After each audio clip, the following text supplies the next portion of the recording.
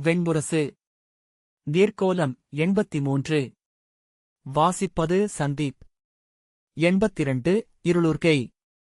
கஜன் அரண்மனை அகத்தளத்தின் காவல் முகப்பை அடைந்து புறவியிலிருந்து இறங்கி அதன் கடிவாளத்தை கையில் பற்றியபடி காவல் மாடம் நோக்கிச் சென்றான். அங்கு அமர்ந்திருந்த ஆணிலி காவலர்களில் ஒருத்தி எழுந்து வந்து, தங்கள் ஆணையோலை என்றாள். ஆணையோலை அழைக்கப்படவில்லை. இளவரசர் உத்தரர் இங்கு வந்து தன்னை பார்க்கும்படி என்னிடம் சொன்னார் என்றான். அவள் விழிகள் குழப்பத்துடன் அலைந்தன. திரும்பி காவல் மாடத்திற்குள் இருந்த பிற ஆணிலிகளை நோக்கினாள். என் பெயர் கஜன். வேண்டுமென்றால் உங்களில் எவரும் உள்ளே சென்று இளவரசர் உத்தரரிடம் அவர் என்னை வரச் சொன்னாரா என்று கேட்டு வரலாம். அதுவரை நான் இங்கு காத்திருக்கிறேன் என்றான். காவல் மாடத்திலிருந்து எழுந்து வந்த இன்னொரு ஆணிலி, ஆம், சென்று கேட்டு வருவோம். இவரை திருப்பி அனுப்பினால் வந்து நம்மிடம் பூசலிடுவார் என்றாள். முதலில் வந்த ஆணிலி, இங்கு நின்றிருங்கள். நான் சென்று உசாவி வருகிறேன் என்றபின் வேலை கையில் எடுத்துக்கொண்டு அரண்மனை அகத்தளத்திற்குள் புகுந்து மறைந்தாள். கைகளை மார்பில் கட்டியபடி இடைநாழிகளையும் உப்பரிகைகளையும் கூர்ந்து நோக்கி கஜன் நின்றான். சற்று நேரத்தில் அவள் வெளியே வந்து அவனை நோக்கி நடந்து வந்தாள். அவ்வருகையிலேயே உத்தரன் என்ன சொல்லியிருப்பான் என்பதை உணர்ந்து தன்னையறியாமல் கஜன் புன்னகைத்தான். ஆணிலி அவனை வணங்கி, 3வது தளத்தில் சேடியர்கள் கூடத்தில் அமர்ந்திருக்கிறார். அங்கு செல்லும்படி ஆணை என்றாள். கஜன் நன்று என்றபின் புறவிக் கடிவாளத்தை அவளிடம் ஒப்படைத்துவிட்டு செங்கல் பரப்பிய முற்றத்தில் விரைவிலாது நடந்தான். தன் பின்னால் ஆணிலைக் காவலரின் நோக்கு பதிந்திருப்பதை அவனால் உணர முடிந்தது. படிகளிலேறி அகத்தளத்திற்குள் நுழைந்ததும் அவ்வுணர்விலிருந்து விடுபட்டான்.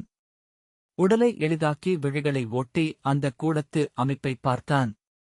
வலப்பக்கமிருந்த படிக்கட்டு வளைந்தேறி முதல் தளத்திலிருந்த உப்பருகையை நோக்கிச் சென்றது. அதில் ஏறி மேலே சென்றதும் அதன் இருபக்கமும் வளைந்து சென்ற இடைநாழிகளை பார்த்தான். எந்த திசை நோக்கி செல்வது என்று குழம்பி அங்கு நின்றான். கையில் தாளங்களுடன் எதிரே வந்த நெடகவை சேடி அவனைக் கண்டதும் விழிகள் சுருங்க நடைவிரைவு தாழ அருகே வந்து, யார்? இங்கு எப்படி வந்தீர் என்றாள். நான் இளவரசியின் ஆசிரியர் பிருகநளையின் அணுக்கன். அவரது ஆணை பெற்று இங்கு வந்தேன் என்றான். அவள் யாரை பார்க்க வேண்டும் என்றாள். அவள் ஐயம் விலகவில்லை என்று தெரிந்தது. இங்கு அரண்மனை சேடியாக உள்ள ஒருத்தியை. அவள் அரசியின் சைரந்தரியின் துணைவி. அவளுடன் கரவுக்காட்டிற்கு வந்திருந்தாள் என்றான். அவள் பெயர் தெரியாதா என்றாள். ஆசிரியருக்கே அவள் பெயர் தெரியாது. இங்கு பொறுப்புள்ள ஏதேனும் பெண்மணியிடம் அவளைப் பற்றி விசாரிக்கச் சொன்னார். பெயர் தெரிந்திருந்தால் அவளை வரச் சொல்லும்படி ஓலை அனுப்பியிருப்பாரே என்றான் கஜன். அவள் விழிகளில் மேலும் ஐயம் கூடியது. கரவுக்காட்டிற்கு பலர் வந்தனர் என்றாள். ஆம், ஆனால் அரசியும் சைரந்தரியும் வந்த அதே தேரில் இவளும் இருந்தாள். அப்போது நான் ஆசிரியரின் அருகே இருந்தேன் என்றபின் மாநிறமானவள். நீளமுகம், மெல்லிய உடல், சுருள் கொண்ட நீண்ட கூந்தல் என்றான். அவள் முகம் புன்னகையில் மலர்ந்தது. துணிந்து பொய்யுரைத்து இத்தனை தொலைவு வந்திருக்கிறீர். இன்னும் சற்று அழகிய விவரணைகள் அளிக்கலாமே? காவியங்கள் படிப்பதில்லையோ என்றாள். பொய்யல்ல என்று அவன் சொன்னான். வீரரே, என்னால் கண்களில் காதலை பார்க்க முடிகிறது என்றாள் அவள். அவன் புன்னகைத்து, அக்கா, உன்னை நம்பி வந்தேன் என்றான். ஏன், என்னை உனக்கு முன்னால் தெரியுமா என்றாள். இப்போது தெரிந்து கொண்டேன். ஆனால் என்மேல் அன்பு கொண்ட அக்கையொருத்தி இங்கிருப்பாள் என என் உள்ளாழத்தில் தோன்றியிருந்தது என்றான். அவள் மீண்டும் நகைத்து, உனக்கு பேசத் தெரிகிறது. எவர் பெயரைச் சொல்லி உள்ளே நுழைந்தாய்? பிருகநளை பெயரை சொல்ல முடியாது என்றாள். உத்தரர் பெயரை என்றான். நம்ப மாட்டார்களே என்றாள். என் பெயரைச் சொல்லிச் சென்று அவரிடமே கேட்டுப் பாருங்கள் என்றேன். கேட்டுப் பார்த்தபோது அவரை உள்ளே வரும்படி ஆணையிட்டார். அவள் புருவம் சுருங்க அவனை நோக்கினாள். எவர் எந்தப் பெயரைச் சொல்லி எதைச் சொன்னாலும் ஆம், நான் சொன்னேன் என்றுதான் அவர் சொல்வார். முந்தைய கணத்தை முற்றிலும் மறப்பது அவரது இயல்பு என்றான். அவள் வாய்விட்டு நகைத்து, நன்று. இனி நானும் அதை பயன்படுத்திக் கொள்கிறேன் என்றாள். அவள் பெயர் என்ன, அக்கையே? உங்களுக்கு தெரியும் என்றான். நீ சொல்லத் தொடங்கிய போதே தெரியும் என்று அவள் சொன்னாள். நீங்கள் கூர்மையானவர்கள். கூர்மையான பெண்கள் அழகிகளாக இருப்பதில்லை. அதற்கும் விதிவிலக்கு என்றான். இதோ பார், பெண்களுக்கு புகழ்ச்சி பிடிக்கும். ஆனால் சற்று நுண்ணுணர்வோடு அதை செய்ய வேண்டும் என்றாள். நான் என்ன பிழை செய்தேன் என்றான். முதலில் என் பெயரைக் கேட்டிருக்க வேண்டும் அல்லவா? அக்கை என்றாய். பெயர் கூடத் தெரிய வேண்டாமா என்றாள். ஆம், உங்கள் பெயர் என்ன என்றான்.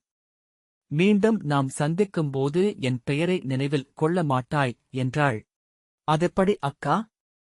மீண்டும் நாம் நாளையே சந்திப்போம் அல்லவா என்றான். அவள் திகைத்து, நாளையா? எங்கே என்றாள். இங்குதான் என்றான் அவன். இங்கா என்றாள் குழப்பத்துடன். நீங்கள் வரச் சொன்னீர்கள் என்று உள்ளே வந்து விடுவேனல்லா என்றான். அவள் நகைத்து, அடப்பாவி, தலைக்கு தீங்கு கொண்டு வந்து விடுவாய் போலிருக்கிறதே என்றாள். என் பெயர் முரளிகை என்றாள். நல்ல பெயர். காட்டு மூங்கிலின் இசையொன்றை நினைவில் எழுப்புகிறது. முரளிகை சிரித்து, அவள் பெயர் சுபாஷினி என்றாள். ஆம், இனிய குரலுள்ளவள் என்றான். அவளுக்கு தன்மொழி என்று என் உள்ளத்தில் பெயரிட்டிருந்தேன். அவள், இதற்கு மேல் நீ வருவது நன்றல்ல, அரசகுடியினல்லாத ஆண்கள் உள்ளே நுழையலாகாது. இச்சிறு கூடத்தில் இரு. அவளை வரச் சொல்கிறேன் என்றாள். அவள் சற்று நோயுற்றிருந்தாள். ஓரிரு நாட்களாக தேறி வந்திருக்கிறாள். நோயுற்றா என்று அவன் கேட்டான்.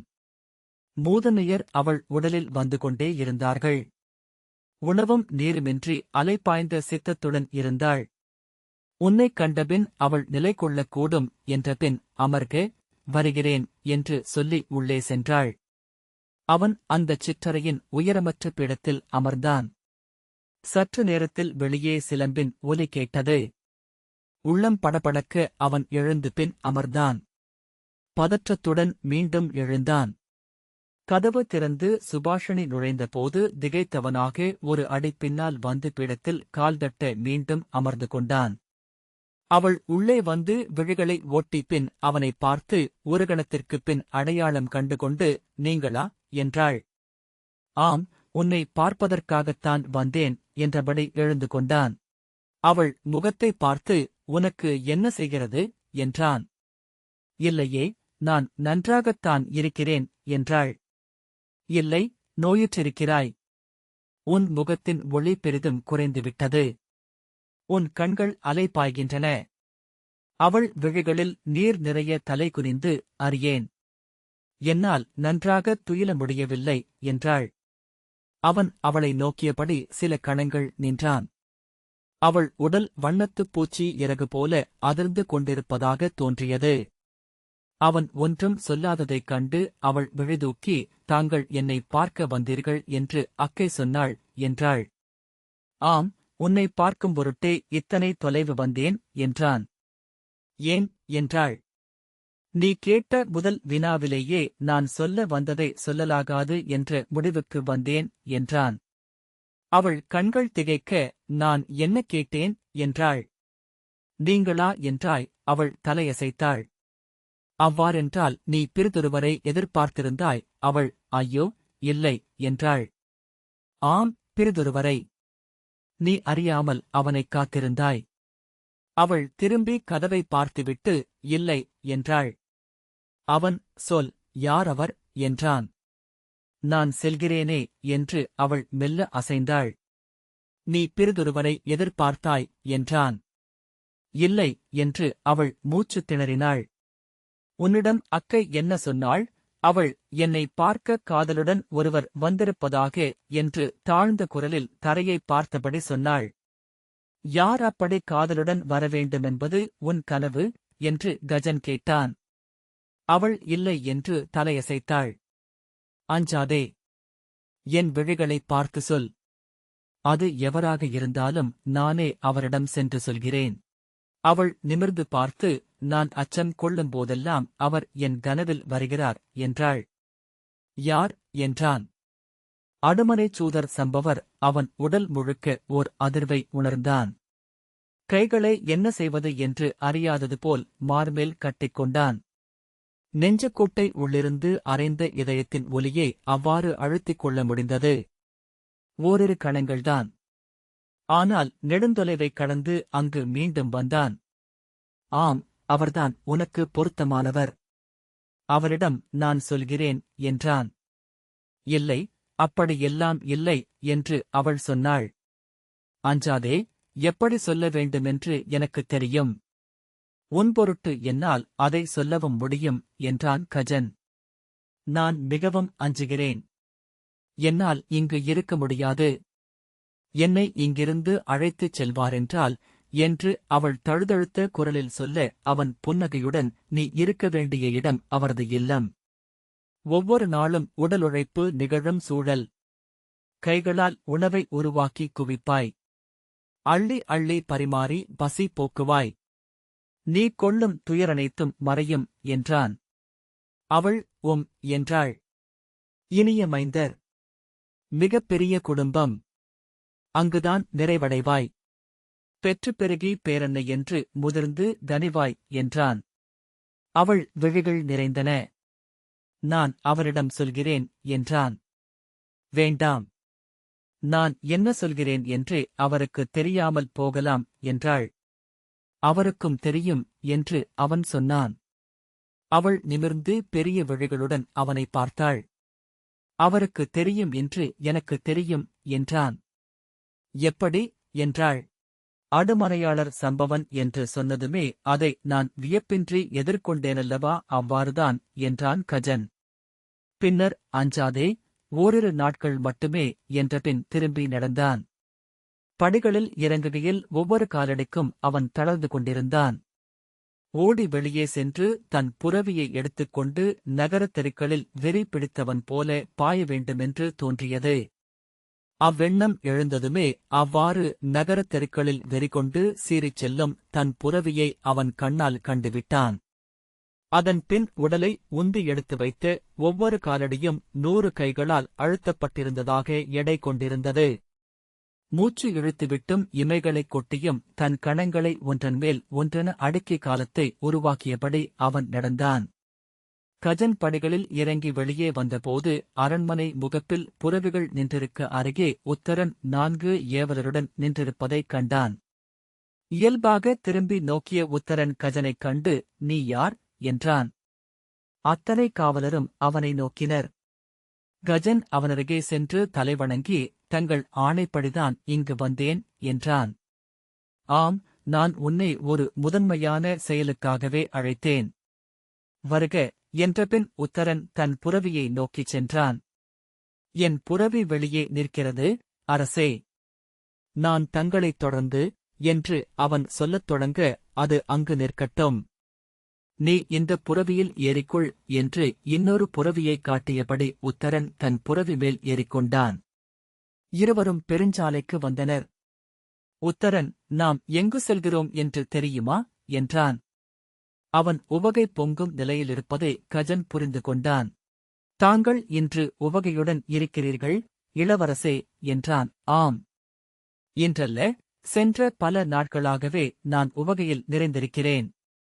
ஏனெனில் ஒவ்வொன்றும் எழுந்து தானாகவே அமைந்து என்னை அரியணை நோக்கிக் கொண்டு செல்கின்றன என்றான் உத்தரன். கையை நீட்டி, மூடா. நீ என்னைப் பற்றி என்ன நினைத்தாய்? எண்ணிக்கொள், ஒருநாள் இதே நகரில் நான் ராஜசூய பெருவேள்வி நடத்துவேன். சத்ராஜித் என்று என்னை பேரரசர்கள் மணிமுடி தாழ்த்தி வணங்குவார்கள் என்றான். கஜன், அதிலென்ன வியப்பிருக்கிறது? நான் சிறுவனாக இருக்கும்போதே இதை கேள்விப்பட்டிருக்கிறேன் என்றான். எதை என்றான் உத்தரன் ஐயத்துடன். தாங்கள் சத்ராஜித்தாக மணிமுடி சூட்டிக் கொள்வதற்கென்றே பிறந்தவர் என்று நிமித்திகர்களும் சூதர்களும் பாடுவதுண்டு. அவ்வாறு நிகழாது போனால்தான் அது வருத்தத்துக்குரியது என்றான் கஜன். ஒருமுறை அவனை ஓரக்கண்ணால் பார்த்தபின் உத்தரன் சாலையை பார்த்து, ஆம், ஒவ்வொன்றும் அமைந்து வருகிறது. இன்று கலிங்கத்திலிருந்து அரச குழு ஒன்று வருகிறது. அறிந்திருக்கிறாயா என்றான். கஜன், இல்லை. நான் எளிய காவலன் என்றான். ஆம், இது அரசவைக்கு மட்டும் தெரிந்தது. உனக்கு நான் சொல்கிறேன் என்றான் உத்தரன். ஆம், என்னை தங்கள் நல்லியல்பால் மதித்து இவ்வறிய செய்தியை சொல்கிறீர்கள் என்றான் கஜன். உத்தரன் உரக்க நகைத்து, ஆம், நான் எப்போதுமே அப்படித்தான். பெரியோர் சிறியோர் என்னும் வேறுபாடு என் உள்ளத்தில் இல்லை. தகுதி உடையவர்களை அணுக்கர்களாக கொள்வேன் என்றான். அதை அறியாத எவரும் இந்த நகரில் இல்லையே என்றான் கஜன். தூதுக்குழு எதன் பொருட்டு வருகிறது தெரியுமா என்று உத்தரன் மீண்டும் கேட்டான். தங்களை சந்திக்கும் பொருட்டு என்றான் கஜன். ஆம், என்னையும் அவர்கள் சந்திக்கிறார்கள். ஆனால் என் பொருட்டே அவர்கள் இன்று வருகிறார்கள். கலிங்க இளவரசியின் உடன்பிறந்த இளவரசர் மூவர் தலைமை அமைச்சருடன் வருகிறார்கள். இன்று அவையில் அவர்கள் தங்கள் மணேற்பை அறிவிப்பார்கள். மங்கலப் பேச்சுக்குரிய வரிசையும் பரிசிலும் கொண்டு அவர்கள் வருகிறார்கள். அவர்களின் மணேற்பை தந்தை ஏற்று மணநாள் முடிவை அறிவிப்பார். அவர்களுக்கு நாங்கள் பரிசும் வரிசையும் செய்வோம் என்றான் உத்தரன். இன்றுடன் நான் கலிங்க இளவரசியை மணக்கவிருக்கும் செய்தி உறுதிப்படுத்தப்படும். நாளை மறுநாள் அனைத்து க்ஷத்திரிய அரசர்களுக்கும் மண அறிவிப்பு ஓலைகள் சென்று சேரும். ஒவ்வொருவரும் அந்த ஓலையை கையில் வைத்துக்கொண்டு என்ன எண்ணுவார்கள் என்று கற்பனை செய்து பார்த்தேன். புரவியை கடிவாளத்தை இழுத்து நிறுத்தி அவன் உரக்க நகைத்தான். எத்தனை முகங்கள் சுருங்கும்! எவரவரெல்லாம் நெஞ்சில் அறைந்து கொண்டு விம்முவார்கள்! எண்ணவே உளம் கிளர்கிறது என்றான். ஏன் என்றான் கஜன். மூடா, கலிங்கமும் விராடமும் ஒன்று சேர்ந்தால் இப்பகுதியில் எவர் என் எழுச்சியை தடுத்து நிறுத்த முடியும்? விராடம் பேரரசாவதை ஊழை ஆளும் தெய்வம் முடிவு செய்துவிட்டதென்றே பொருள். இளவரசே, இது தங்கள் பெருந்தன்மையால் தாங்கள் சொல்லிக் கொள்வது. எங்களைப் போல விராட கொடிகளுக்குத் தெரியும். பாரதவர்ஷத்தின் பிற நாடுகள் அனைத்தும் ஒன்று திரண்டு எதிர்த்தாலும் தாங்கள் முன்னின்று களங்கண்டால் விராடப் படைகள் சுழல்காற்று சருகுகளை என அவற்றை வெல்லும் என்றான் கஜன். தாங்கள் பேரரசராக மணிமுடி சூடி அமர்வதென்பது தங்கள் பிறப்புக்கு முன்னரே முடிவெடுத்த ஒன்று. அதை கலிங்கமோ சதகரணிகளோ எவரும் மாற்ற முடியாது. உத்தரன் தலை திருப்பிக் கொண்டு இயல்பாக, ஆம், அதுவும் உண்மைதான் என்றான். கஜன், ஆனால் எப்படி என்றாலும் தங்கள் தகுதிக்குரிய பேரரசி இங்கு வருகிறார்கள் என்பது எங்களுக்கு நிறைவூட்டுகிறது. நாளை தாங்கள் மணிமுடி சூடி அமர்கையில் தங்கள் அருகே அமரும் அழகும் நிமிர்வும் அவருக்கும் இருக்க வேண்டுமல்லவா என்றான். ஆம், நான் அதில்தான் குறிப்பாக இருந்தேன். ஏராளமான மணத்தூதுகள் வந்தன. எதையும் நான் ஏற்கவில்லை. பாரதவர்ஷத்தின் 56 முதன்மை அரசுகளில் ஓர் அரசின் இளவரசி மட்டுமே என்னால் ஏற்கப்படுபவள் என்று தெளிவாகவே தந்தையிடம் தெரிவித்துவிட்டேன் என்றான் உத்தரன். காலமுதல்வர் தங்கள் பணி என்ன என்று அறிந்தவர் என்றான் கஜன். அவர்கள் புறக்கோட்டை காவல் மாடம் ஒன்றை கடந்தனர். அதில் பெருமுரசு முழங்கிக் கொண்டிருந்தது. வெவ்வேறு இடங்களில் முரசுகள் எதிரொலித் தொடர் என முழங்கின. 7 காவல் வீரர்கள் புறவிகளில் கொக்கு கூட்டம் போல மிதந்து கடந்து சென்றனர். தெற்குப் பெருவீதியின் இருபுறமும் மாளிகைகள் மலர்களாலும் தளிர்த்தோரணங்களாலும் அணி செய்யப்பட்டிருந்தன. சாலைகள் முழுக்க தோரண வளைவுகள் அமைக்கப்பட்டு அவற்றின் மேல் கலிங்கத்தின் சிம்மக் கொடியும் விராடபுரியின் காகக் கொடியும் பறந்தன. மலர்த்தூண்களும் அவற்றிலாடிய பட்டு திரைச்சீலைகளும் அணிப்பாவட்டாக்களும் மலர்காடு என விழிமயங்க வைத்தன. உத்தரன் கலிங்க தூதுக்குழுவினருக்கான வரவேற்பு அணிச்செய்கைகள் என்றான். 3 நாள் முன்னதாகவே நகரில் முரசறைந்து அனைவருக்கும் செய்தியை அறிவித்துவிட்டிருக்கிறோம். இன்று நகரமே பொலிந்து தூதுக்குழுவை வரவேற்க ஒன்று கூடும். அந்தியில் குடியவையில் அத்தனை குடித்தலைவர்களும் வந்து அமர்வார்கள். அவர்களின் அரசியின் பெயரை அவர்கள் அறியும் முதற்தருணம் அது. வரலாற்றின் ஒரு பகுதியாக இருப்பதற்கான வாய்ப்பு என்பதை அவர்கள் அறிவார்கள். கஜன், அந்த வாய்ப்பு எனக்கும் கிடைத்திருக்கிறது என்றான். குதிரைக்கொட்டிலை நோக்கிச் செல்லும் பாதையை நோக்கி திரும்பிய உத்தரன், நான் இங்கு எதற்காக வந்திருக்கிறேன் தெரியுமா என்றான். புரவிப் பயிற்சிக்காக என்றான் கஜன். தாங்கள் பயில வேண்டியது ஒன்றுமில்லை என்றாலும் எப்போதும் பயிற்சியை விட்டு விடுபவரல்ல. அஸ்தினபுரியின் வில்விஜயன் ஒவ்வொரு நாளும் புலரியில் வில் தொட்டு பயிற்சி எடுப்பான் என்று கேள்விப்பட்டிருக்கிறேன். உத்தரன், ஆம், பயிற்சியை நான் தவற விடுவதில்லை என்று சொன்னான். ஆனால் இன்று வெறும் பயிற்சிக்காக நான் வரவில்லை. காரகனில் ஏறிக்கொண்டு நகர் வீதிகளில் சுற்றி வர எண்ணுகிறேன். ஆனால் காரகன் என்று கஜன் சற்று தயங்க. உத்தரன், இன்று அவன் கன்றுக்குட்டி போல என் கைக்கு அடங்குகிறான். கலிங்க தூதுக்குழு கோட்டை வாயிலுக்குள் நுழைந்து மங்கள இசையுடனும் குரவையொலியுடனும் அரண்மனை நோக்கி சென்று கொண்டிருக்கும்போது அவர்களை மின்னல் போல கடந்து ஒரு கரும்புரவி செல்லும். அவர்கள் திகைப்புடன் ஒருவரை ஒருவர் நோக்கு. அமைச்சர்கள், அதுதான் முடிசூடி நாட்டை ஆளப்போகும் இளவரசர் உத்தரர் என்பார்கள். பயிற்சி முடிந்து விரைந்து அரண்மனைக்குச் செல்கிறார். நாம் அங்கு செல்வதற்குள் நீராடி ஆடை மாற்றி அரசணைக் கோலத்தில் அவைக்குச் சென்று விடுவார். நாம் அவையில் அவரை பார்க்கும்போது அப்போது வரைந்து முடிக்கப்பட்ட அணியோவியம் போல் இருப்பார் என்பார்கள் என்றான். ஆம், மாவீரர்கள் ஒன்றுக்கு மேற்பட்ட முகங்கள் கொண்டவர்கள் என்றான் கஜன். மூடா மூடா என உத்தரன் நகைத்தான். உண்மையை சொல்கிறாய். காரகனைப் போன்ற ஒரு புரவியை அவர்கள் பார்த்திருக்க மாட்டார்கள். அப்பெரும்புரவி மேல் ஏறிச் செல்கையில் நான் யாரென்பதை பிறிதெவ்வகையிலும் அறிவிக்க வேண்டியதில்லை அல்லவா என்றான். ஆம், உண்மை என்று கஜன் சொன்னான். இணையான புரவியில் கிரந்திகன் தங்களைத் தொடர்ந்து வருவான். தங்கள் ஏவலரும் எத்தனை ஆற்றல் மிக்கவர்கள் என்பதை அவர்கள் அறியட்டும். அவனை திரும்பி நோக்கிய பின் ஆம் என்று உத்தரன் சொன்னான். குதிரைக் கொட்டிலின் முற்றத்தில் அவர்கள் சென்றிறங்கியபோது எவரும் இருக்கவில்லை. அவர்களை வரவேற்க சற்று பொழுது கழிந்தே உள்ளிருந்து நாமர் ஓடி வந்தார். எங்கே குதிரைக்காரர்கள் அனைவரும் என்றான் உத்தரன் இறங்கியபடி. புரவிப் பயிற்சிக்காக காட்டுக்கு சென்றிருக்கிறார்கள். இன்று கலிங்க தூதுக்குழு வருவதனால் தாங்கள் வர வாய்ப்பில்லை என்று சொல்லப்பட்டது என்றார் நாமர். யார் சொன்னது? நான் சொல்லாமல் யார் சொன்னது என்று உத்தரன் கேட்டான். இளவரசே, தங்கள் அரண்மனையில் தாங்களேதான் சொன்னீர்கள் என்றார் நாமர். நானா? நான் சொன்னேனா என்றான் உத்தரன். ஆம் இளவரசே, என்னிடம் சொன்னீர்கள் என்றார் நாமர். கஜன் கண்காட்ட அதை புரிந்து கொண்டு நாமர், ஆனால் வரக்கூடும் என்றும் சொல்லப்பட்டது. நான் பிழையாக புரிந்து கொண்டேன் என்றார். என் நினைவு பிறழ்வதில்லை என்று உத்தரன் சொன்னான். சரி, கிரந்திகனை அழைத்து வா. காரகன் உடனே ஒருங்கட்டும். நான் இப்போதே கிளம்ப வேண்டும். நாமர், கிரந்திகன் இங்கே இல்லை. அவர்தான் புரவிகளுடன் காட்டுக்கு சென்றிருக்கிறார் என்றார். அவன் எதற்கு காட்டுக்கு செல்ல வேண்டும் என்றான் உத்தரன்.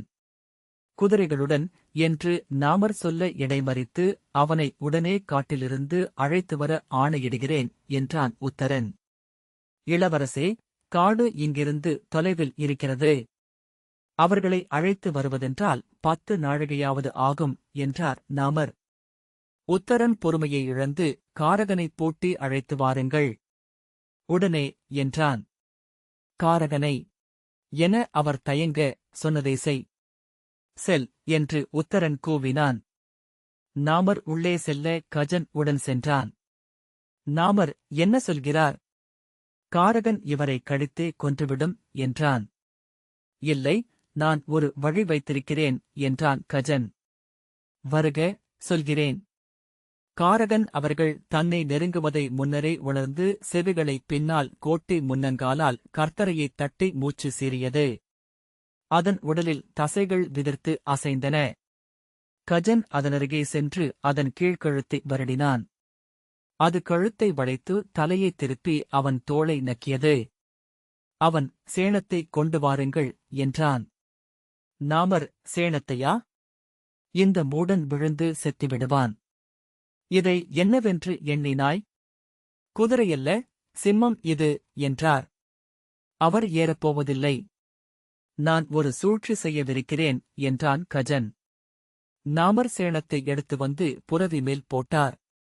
அதன் நாடாக்களை அவர் இழுத்துக் கட்டியபோது முதல் நாடாவை எடுத்து காரகனின் முன்வலக்காலை சுற்றி கட்டினான் கஜன்.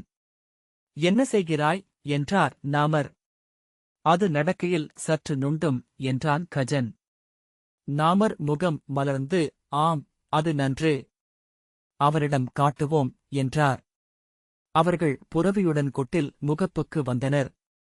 நாமர் உண்மையில் இவரை பார்க்கும்போதுதான் வாழ்க்கை மேல் நம்பிக்கையே வருகிறது. எக்குலத்தில் பிறந்தாலும் மூடன் மூடனே என்றார். காரகன் முன்னங்காலை இழுத்து இழுத்து வைத்து நடந்து வந்தது. அதற்கு என்ன நிகழ்கிறது என்று புரியவில்லை என்றார் நாமர். உத்தரன் உரத்த குரலில், மூடர்களே, அங்கே என்ன செய்கிறீர்கள்? விரைந்து வருக என்றான்.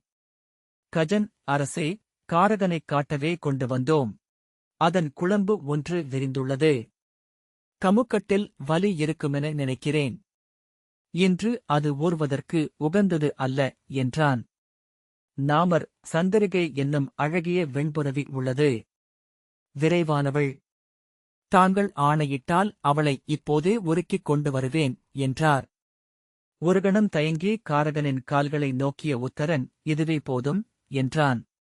இது ஓடவியலாது, இளவரசே என்றான் கஜன். கால் சற்று நொண்டுவதும் நன்றே. விருந்திகன் இல்லை என்பதனால் என்ற உத்தரன், நான் நகருக்குள் செல்கிறேன். அவன் இருந்தால் எதிரே வருபவர்களை எச்சரிக்க முடியும் என்றான்.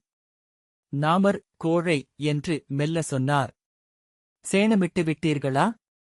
நன்று என்று உத்தரன் வந்து நாமரின் கையில் இருந்து சவுக்கை வாங்கிக் கொண்டான். காரகன் இருமுறை கால்களை உதறியது. பின்னர் குனிந்து நோக்கி உருமியது. அது காலில் தோள்பட்டை தடுக்குவதை புரிந்து கொண்டு விட்டது என்று கஜனுக்குப் புரிந்தது. காலை இருமுறை உதறிவிட்டு ஒடிப்பது போல முழங்காலை மடித்து அதே பொழுதில் வயிற்றை எக்கி உடலை குறுக்கி நாடாவினூடாக காலை வெளியே எடுத்துவிட்டது. இருமுறை உதறிவிட்டு தலையை நிமிர்த்தி பிடரி உலைய ஒருமுறை காலெடுத்து வைத்து நின்றது. உத்தரன், நான் விரும்புவது இதன் இந்த நிமிர்வைத்தான் என்றபடி அதன் விலாவைத் தொட்டான். காரகன் அசைவில்லாமல் நின்றது. அதன் காதுகள் மட்டும் பின் மடிந்தன. கஜன் அதன் கடிவாளத்தைப் பற்றி அதன் காதில், அழிகோர்க வேந்தே, அழிகோர்க என்றான். என்ன செய்கிறாய்? கொடு கடிவாளத்தை என்று உத்தரன் கை நீட்டினான். கடிவாளத்தை அழித்துவிட்டு, வேந்தே, எளியமானுடர் வேந்தே, தங்களை வணங்குகிறோம். அழிகூர்க, அரசே என்றான் கஜன். செல்வோம். அங்கே என்ன செய்கிறாய் என்றான் உத்தரன். கஜன் தன் புரவியில் ஏறிக்கொண்டான். நாமரின் விழிகளை முழுமையாக தவிர்த்தான். செல்வோம் என்றபடி உத்தரன் புரவியை குதிமுள்ளால் தொட அது கணை என எழுந்து விரைந்தது. அதனுடன் விரைந்தபடி கஜன், இளவரசே, சவுக்கை சொடுக்க வேண்டாம். அதன் ஒலியே எழலாகாது. காரகன் அதை விரும்புவதில்லை என்றான். ஆம், நான் அறிவேன் என்றான் உத்தரன். அவர்கள் சிறிய சாலை வழியாக விரைந்தனர்.